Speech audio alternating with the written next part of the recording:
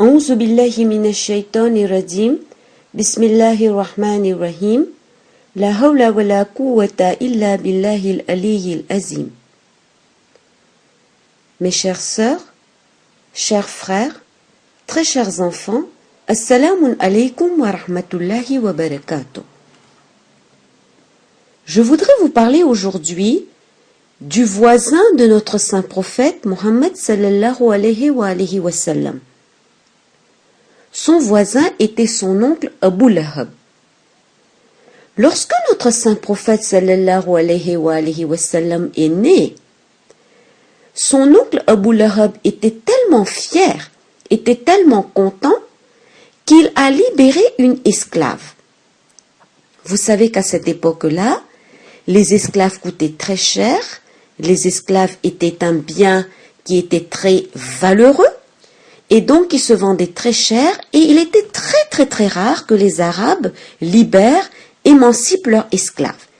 C'était seulement quelque chose qu'ils faisaient pour des événements extraordinaires qui avaient lieu dans leur vie. Donc Abu Lahab était tellement fier à la naissance de son neveu qu'il a libéré un esclave.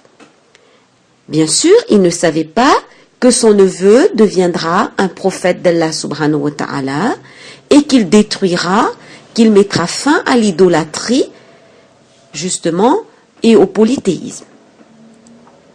Il y a même un hadith chez nos frères sunnites qui dit que chaque semaine, Allah subhanahu wa ta'ala allège le châtiment d'Abu Lahab parce que le jour de la naissance du prophète, il a libéré une de ses esclaves.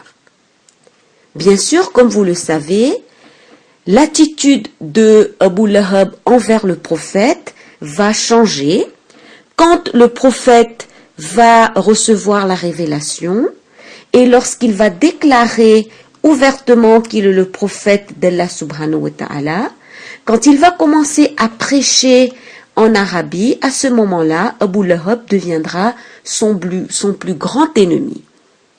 Et en tant que voisin, son épouse Jamil et lui-même vont mener la vie dure au prophète. Ils vont rendre sa vie complètement insupportable.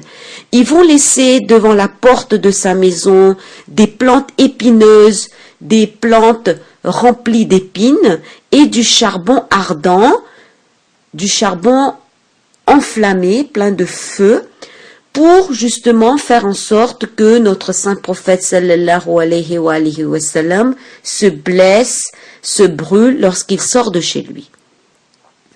Et vous savez que dans certains de nos hadiths, nous trouvons que parfois lorsque notre prophète sortait de chez lui, les voisins, Abu Lahab et sa femme, lui lançaient des plantes pleines d'épines de telle sorte que le prophète était blessé, qu'il était rempli de sang et que c'est sa fille, Sayyida Fatima Zahra alayha salam, qui venait pour le soigner.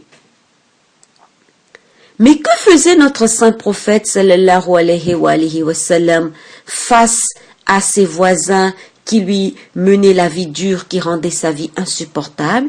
Il faisait preuve de sabr, de patience.